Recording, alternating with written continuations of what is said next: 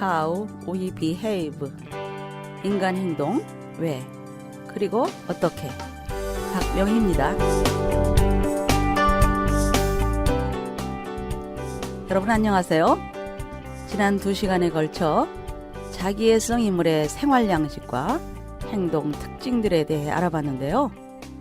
오늘은 자기애성 인물의 종교 생활을 살펴볼까요? 자기애성 인물들은 종교적으로 화려하게 치장을 합니다. 그러나 그것은 외양만 종교적으로 보일 뿐이죠. 자기애성 인물들은 하나님께서 그들에게 무엇을 요구하시는지는 고려해 보지도 않은 채 하나님께 기도하면 무엇이든 다 들어준다고 생각합니다. 그들은 하나님께서 나를 위해 무엇을 하셨는가를 과장하여 생생하고 자세하게 설명하곤 하는데, 그럴 때면 세상에서 고생스럽게 사는 사람들의 경우 한숨을 쉬면서 왜 하나님은 이 사람만 특별하게 대하시는가 라고 눈살을 찌푸리고 고개를 흔들어대며 이상스럽게 생각하게 됩니다. 특별히 이들이 하나님과 대화를 나누었다고 주장하면서 배우자나 성도들에게 또는 텔레비전이나 라디오의 시청자들에게 무엇을 요구하기 시작하면 이것은 착취가 되죠. 이처럼 타락한 기도를 통해서 사람들을 조종하고 강요하는데 많은 사람들이 자기애성 인물이 쳐놓은 이러한 종교적 함정의 희생물이 됩니다. 자기애성 인물들은 하나님은 내가 원하는 것은 무엇이나 들어주신다 는 생각을 확고하게 품고 있어서 많은 사람들이 그들의 맹목적 자기 확신에 빠져들어가는 것이죠. 그들은 기도를 하나님께서 내게 해 주실 수 있는 것을 받는 것으로만 생각합니다.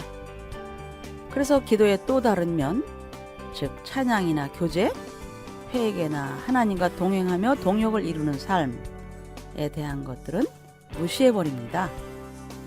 그들은 돌이 변하여 빵으로 만들 수 있는지, 전능한 능력을 갖게 되는지, 그리고 아무런 상처도 없이 높은 곳에서 뛰어내릴 수 있는지의 여부로 그들이 드리는 기도가 합당한 기도인지를 판단합니다.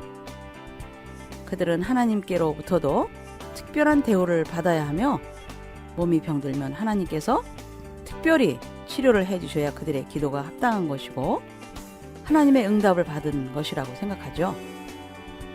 자기애성 인물들의 기도에 의하면 좋은 사람들에게도 나쁜 일은 일어나지만 그들처럼 완전한 사람에게는 이런 일은 일어날 수 없다는 것이다 라고 생각하며 그들은 하나님의 특별한 대우를 받을 자격이 있다고 생각합니다. 그들은 하나님이 자기 비율을 안 맞춰주면 욕을 하기도 하는데 내 삶의 주인은 하나님이 아닌 자신이라고 생각하는 거죠. 그것이 교만이죠. 성경에서는 교만은 패망의 선봉이요 겸손은 존귀의 앞잡이니라 라고 했죠.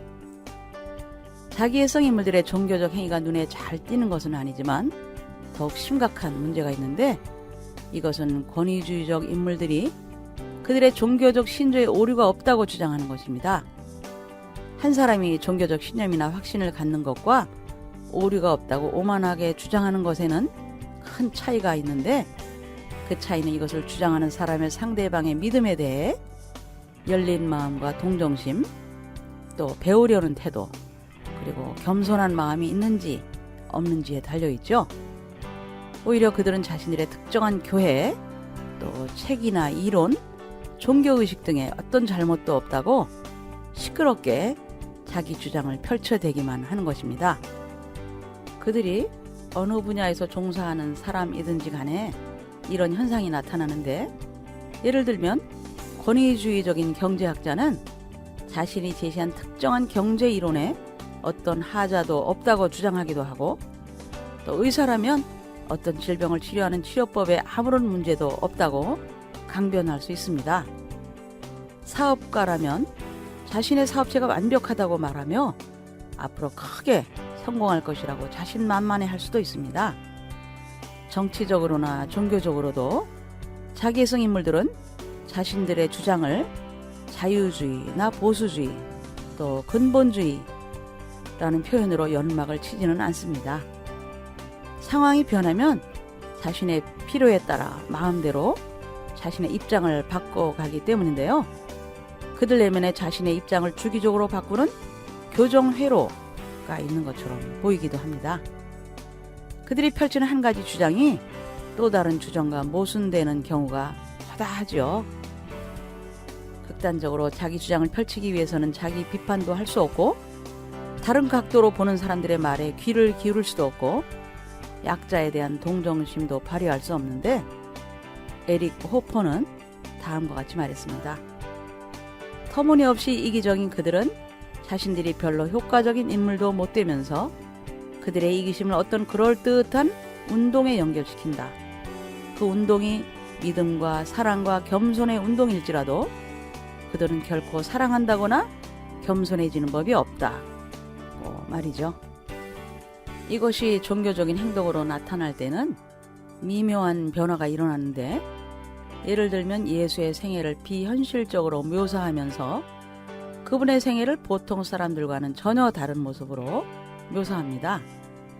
우리는 먹기 위해 땀 흘리고 일하고 알기 위해 배우며 인생의 문제를 당해 그것을 해결하려고 노력하고 분투하지만 예수는 이런 인간과는 전혀 다른 분이었다고 말합니다.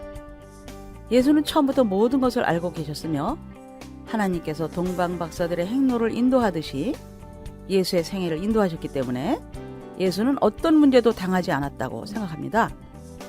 그래서 우리는 배우고 돈을 벌기 위해 땀 흘리고 수고해야 하지만 그분은 이런 일상적인 스트레스에서 예외가 되었다고 하는 것이죠. 자기성 인물들이 이처럼 영지주의자들의 확신에 물들어서 예수의 생애에 대해 기발한 생각을 갖고서 설교하며 가르치는데 예수께서 보통 사람들과는 달랐듯이 자기 자신도 예외적인 인물로 간주합니다. 그래서 예수께서 실제로 따르셨던 일반적인 삶의 법칙도 그리고 우리가 하나님께 나가고 이웃과 함께 살기 위해 따라야 할 성경의 가르침도 그들만은 예외적으로 지키지 않아도 된다고 생각합니다. 자기애성 인물들은 이처럼 자신을 예외로 처리하기 때문에 어떤 일관성을 지켜야 할 필요도 느끼지 못하는데 그들은 그리스도의 이름으로 그들이 원하는 것은 무엇이나 할 수 있게 되었죠. 그래서 다른 사람들의 재물도 성도 사회적 위치도 자신들이 주장하는 바를 만족시킬 수만 있다면 무엇이라도 착취할 수 있는 것입니다. 하나님과 예수에 대해 절대 오류가 없다고 주장하던 것이 이제는 자신들에게 아무런 오류도 없다고 주장하게 된 것이죠. 만약 우리들이 우리를 반대하고 비판하는 자의 말을 들을 지혜가 없다면 우리는 우리와 견해를 달리하는 사람들에게 말할 수도 없고 그들의 말을 듣지도 못하게 될 것인데요. 테니스는 우리가 자신의 방에 갇혀 있는 동안 마귀는 제 마음대로 놀아난다고 했습니다. 자신의 방에만 갇혀 있게 되면 우리는 원하는 것만 들으며 살아가게 되는 거겠죠. 결과적으로 자기애적 종교인들은 그들을 따른 사람들이 외부의 사람들과 대화하는 것을 예외 없이 금지하는데요. 그들에게 속하지 않은 외부인이 오면 하나님께서 보낸 천사를 대하듯이 친절하게 대하는 법이 전혀 없습니다.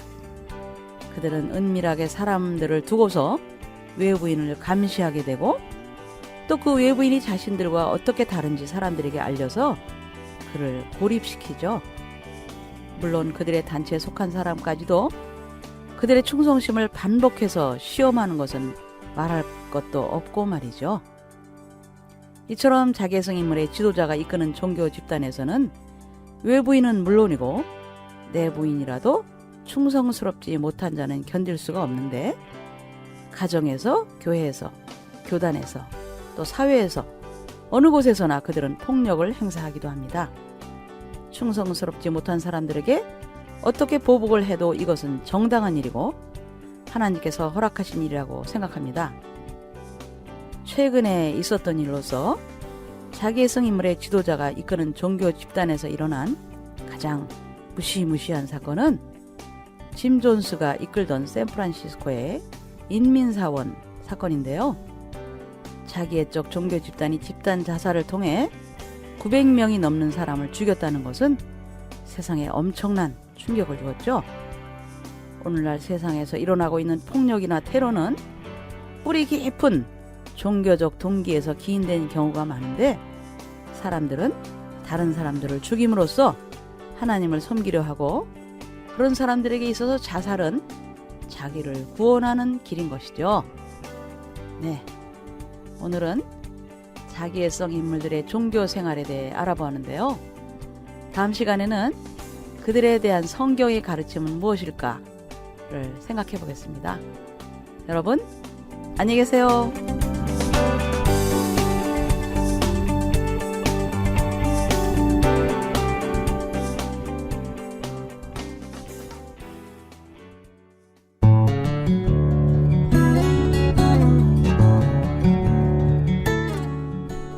온 땅에 퍼지는 하늘의 향기 KCN. 지금 여러분은 인터넷 라디오 KCN을 듣고 계십니다.